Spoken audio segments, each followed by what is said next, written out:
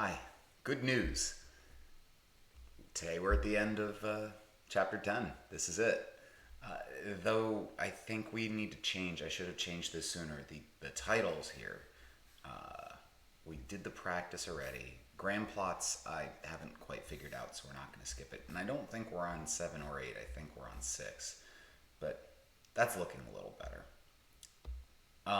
Instead of having a do now and reactivating, I just kind of want to jump into it. So I want you to take a look at this graph. There's some interesting information here, and this should be raising a couple eyebrows, but I'll give you a second to take a look at it. Pause the video if you want to read all of that over there. Great. So hopefully, like me, you noticed something very strange about these two equivalence volumes. These are my two equivalence points. They're telling me the xylenol orange is a hexaprotic, so I should be seeing 6, and I don't. My guess is that the pKa's for some of the 6 are either too high or too low to show up with the substance that's here, or they're too close together, or something of that nature. And so what we can glean, though, is looking at this IC 90 and 120, approximately. Hopefully from the previous slides you remember that you shouldn't have an asymmetrical space of x-axis volume for equivalence points. That is to say, if this is an equivalence volume, there is no way that this is also an equivalence volume. They are all the same size. So then how big is the equivalence volume? Well, if they're at 90 and 120, that's a difference of 30. So really what must be going on here is that this first space before the jump is actually 3 equivalences, where there should be an equivalence here and there should be an equivalence here. And like I said, we don't see it. And then hypothetically there would be other equivalences there, but yeah. So that would mean that what we're looking at is actually showing the 3rd and 4th equivalence volume. But none of that's really what I want to talk about today. Most importantly, from the information that we have given, is that we have 4 significant digits in all of our measurements, and I think it would be great to communicate that level of significance in our equivalence volume. So, did this data communicate enough significance, and can we at least get 3 significant digits out of it? I mean, hypothetically, I kind of feel like there's lines every 10, so we should be guessing 1. There's only 2 significant digits on that x-axis. We need to do better. The best way for us to do better is, of course, calculus. Okay, now that I've scared you and made you wonder why I'm bringing that into this course right now, just take a look at this. This is our like idealized strong base, strong acid titration curve. I pulled this from the beginning of the chapter. You see, it's figure 10-1. Something I want to point out is that I always do it backwards. If we want to get really technical, really specific into the math end of things, this is a negative inflection. And then after the equivalence point is in a positive inflection, which means hypothetically our actual equivalence point also represents an inflection point. So if your titration could be written as a function, the derivative with respect to x being the volume, you know what, maybe I should change that to make that a little bit more chemistry. Let me straighten out my writing too, so I'm not writing so sideways.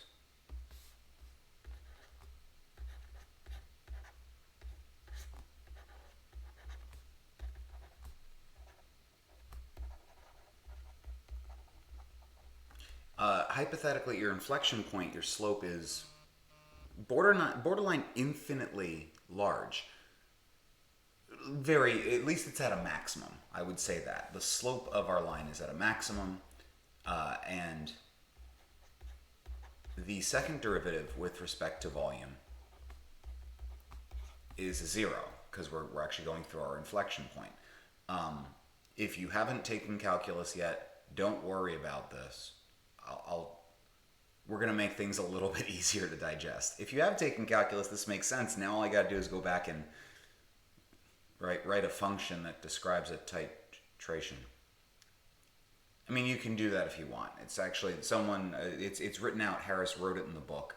You can use that function. I'd be interested to see what comes out, but I think that function is more written in terms of like acid and base moles and not volume. So if you can write a titration function in terms of volume, you could totally take the derivative and go from there.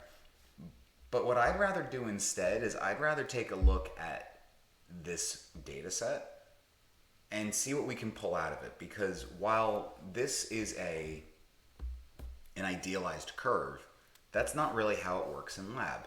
When you take a titration in lab, you either have an indicator or you go get a pH probe and you're taking several readings and you're building a graph. That's why you see so many points on this graph. Whoever compiled this data had a wonderful pH probe. It actually goes to the thousandths place instead of ours at the hundredths place. So pretty great. But as you can see, still they went to the 10th place in terms of microliters of sodium hydroxide. And well, I'll put it this way: like I'm looking here, and what they've marked as the equivalence point isn't exactly on a dot. And actually, I'm not sure if it is or isn't on a dot. So I don't really know what I'm looking at. But honestly, it looks like one of them is pretty much on 120, and the other one is not on 90. It looks slightly to the left. And so what we're gonna do is we need to take a look at this and start saying, instead of about 90, I want to put a better number here. We want to put something here that has more specificity. So using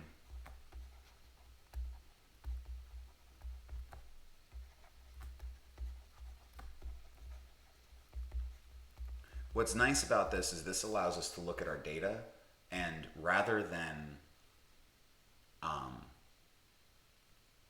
say we nailed it, we hit a point that is the equivalence point, we're saying this is where the equivalence point is, even if we didn't hit it. So often we, in titrating, like try and get the drop so that the color is just right, but if you miss, well, you're done. Like that doesn't really make any sense.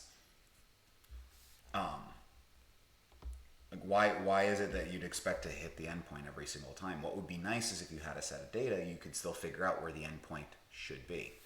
Right. So like I said, this whole calculus thing, while it's cool to say that we want this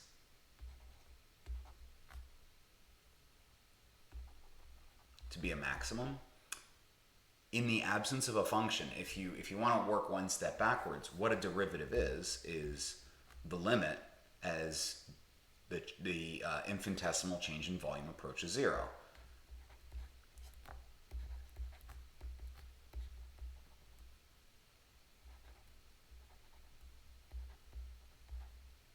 Of the change in the function over the change in volume. In other words, basically we're going to connect all of our dots, and if you had an infinitely large number of dots, you would have a derivative. But we don't have an infinitely large number of dots, so then why don't we just look at the change? Now this is not 100% like mathematically the best idea, because we're kind of assuming a straight line connection between each of our data points. However, this is still better than saying one of our data points is in fact the answer. We don't want to do that. We want to say, no, it's somewhere in the middle. Where is it? Where reasonably is it? That's really what we're looking to do. So what we're going to do instead is we're going to look at the change in the value of the function, which the value of the function is the pH, divided by the change in the volume. What's nice about this data is that the way it's currently set up, this to get us started, the way this data is set up, this is what we're looking at is a change of 1 microliter. So like you're dividing by 1 each time, which is kind of nice. That doesn't happen at the bottom here. We're dividing by 2, but presumably since the pH is changing by a larger amount, we'll still, like, by dividing by the change in volume, you get an idea of, you know, a slope. So what I did here is I filled out the data for the previous data table. All you do is you take your two data points. We want to average the volumes to assign it like a location, and then we want to figure out the change in pH per microliter change. Like I said, well, obviously, you know, 4.400 minus 4.25 is 0.155, and then we're going to divide by 1 to give this change. It's the change in pH per microliter, and you do that for the rest of the data. And doing that, what you can find quite quickly once you've compiled your data is that this 88.5, the in-between point, represents the biggest change in pH. So like I said, the equivalence point isn't necessarily 88 or 89. The biggest change in pH kind of happened in between the two. Now, the next question we're going to ask, though, is is it 88.5 or is it not? And so your textbook does the favor for you of graphing the first derivative on the y-axis with respect to volume instead of graphing the pH. And actually, you can kind of see that the graph continues up here. Like, they actually stacked the two graphs on top of each other. So you can say, like track it, trace it down. You should go check your textbook for it. But you can kind of see the shape of this first derivative graph in that it kind of goes up and then it comes down sharply. So I don't like this. This is not a symmetrical distribution. If it was more symmetrical, we might be able to say, yes, it's actually 0.5. But here, I don't think it's a 0.5. There's this, if we had more data points, there might be a different shape to the curve. We can see that this first derivative drops off very steeply after this maximum point. So I'm actually like a little confused as to what the shape is. This is why we take a look at the second derivative. Yes, instead of just looking at a maximum, you get to look at 0, which has its own value, but it just gives you more data to look at. So like I said, the second derivative, it would be instead of the change in pH per change in microliters, it's the change in pH per microliter. All you have to do is do the same exact process again, and what's neat is this is where you get your shift. Remember that, you know, what we have is, if we've got our, no, I don't want to draw there. If we have our titration curve, this is a positive inflection, this is a negative inflection, somewhere around here is where we shift, and that's what we're going to call our equivalence point. So again, you take the difference in the pHs, you take the difference in the volumes, you divide the difference in this change divided by the change. Second derivatives are hard. But yet again, we get this, now this, I don't know if this makes it a little bit easier to see, yet again we have a scenario where 88 is the thing we're labeling as 0.03 and 89 is labeled as 0.08. This change is not evenly distributed along the volume change. It's not half and half. So what's kind of nice about this is then if you plot this on a scatter plot, you can get a bit of an approximation. Where is my data? It disappeared. Oh, it's okay. Well, I put a graph up here so we can figure it out. 0.033. I'm going to approximate, unfortunately. Oh, shoot. I don't want to approximate, but I think I have to. Damn it. That sucks. I put a graph in there. That's your 0.033 negative, 0.083. That's going to be roughly down here. If we were to connect these, so here's the thing. Your book and I have a disagreement. I think you should be connecting these with a function, a smooth function, which if it's a smooth function, you kind of have to look outside to this 0.08 and this negative 0.06, because what you're going to see is actually this is going to come back up slightly and this is going to be coming down. And so to make it a smooth curve, there might have to be a step where you're like going like this or something and coming under. Now, I did not draw this very well. I did graph this in Excel, and it turns out that the line goes through 88.3 microliters. But the way I drew it, I'm seeing 82. And so this actually kind of exemplifies my point a little bit. In doing this, we do gain a little bit of specificity. That is to say, we're arguing over whether or not it's 88.2 or 88.3 instead of arguing over whether it's 88 or 89. We've added a significant digit, effectively. Now, we're not adding a significant digit in terms of adding a decimal point. We're gaining the ability to read between the lines, not of like reading the burette, but reading between the lines of your data, which is, to me, probably more powerful than reading between the lines of a burette, because the burette took its measurements and we did exact measurements on the burette. Those were all 0.0. But what we're saying is the chemistry didn't listen to us, which is so much more powerful. Like I said, you can go through and do this in a scatter plot. Your book does it, and they say it's 88.2. I did it in Excel myself. I got 88.3. I think what it is to say is that you are looking at, we're getting some guesswork, and that's totally okay. That said, you can graph your second derivative, and you can see that the second derivative is not changing very much over much of the graph. And then all of a sudden there's a sharp increase with the inflection, and then it becomes slightly negative after the inflection. And so this point where it's 0 and this point where it's 0, those are our equivalence points, and we can get more specific. Instead of saying 90, it's 88.2. Okay, great. Like we go through the process, we can graph this line. Hey, I was definitely going to say something and I lost it.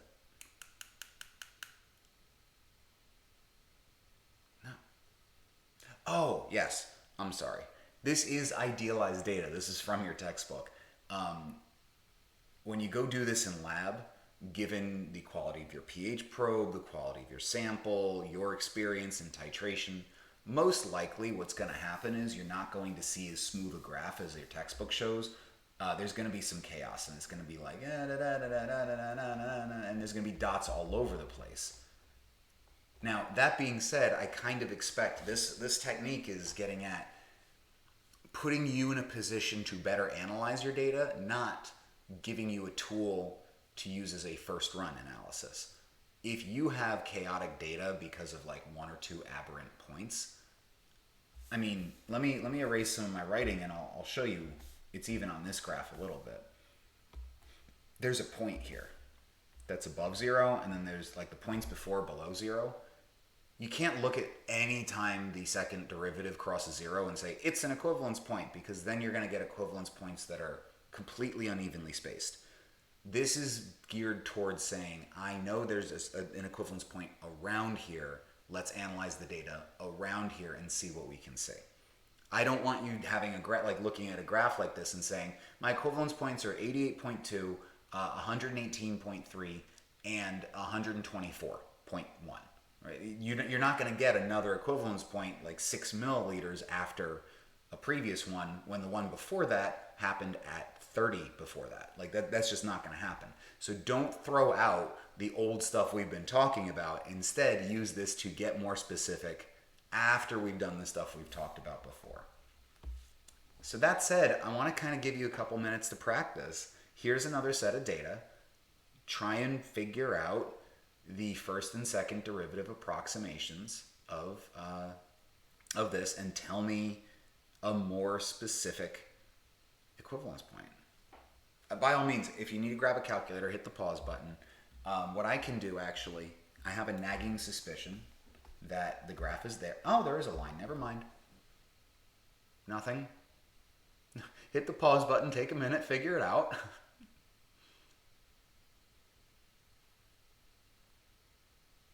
Excellent. Just as a quick, just without having to grab my calculator, I'm just going to kind of look at the first numbers. This is a change of 0.2 between this one and this one. This is a change of 0.5. This is a change of 0.8. This is a change of 0.5. So I think here is going to be our equivalence point. Just looking at the data that we have, that's the biggest change, considering that the volumes are that's also like the smallest volume change. It actually shrinks down. So if we were to graph it all out, you'd see a very clear scatter plot of everything. And I suggest you do.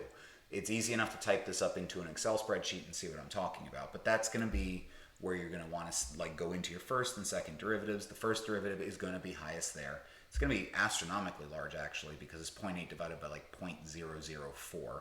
So you're going to get a big number, and that's okay. But then going into the second derivative, here's what you get. And I graphed only between the two data points that I circled. And what you can see is that if I were to take a guess, you get 10.7271 or 2. However, this, like I said, this process is not meant to supplant anything. It's meant to augment. So what I would say is we're not going to use that extra digit because we're going to go with the specificity that the data has. And we're going to go to the thousandth place in terms of volume. So that said, we're going to say that our equivalence volume is 10.727 milliliters, which, to be fair, we couldn't have done previously with the data that we had. This, again, is a way of looking at the data and saying the equivalence point is in the middle. Where in the middle? Notice that there's some curvature to the line. I did that on purpose because, like I said, I'm doing this I did a curve instead of a straight line. If you do a straight line, you get a slightly different answer. Who cares? Because again, we're in the realm of guesswork, and I think at this fifth significant digit, it's not going to make a huge amount of difference. I thought there was a summary slide. There isn't. So this is something you can take with you moving forward into lab. You can use straight lines or curves, but this process of taking the difference twice should give you a much stronger tool to look at your data and get that specific endpoint. What's neat is that if you're looking at a weak acid, if you get that specific equivalence point, you can go to half that volume specifically and get a better number for your pKa if that's what you were trying to do. Thanks for watching.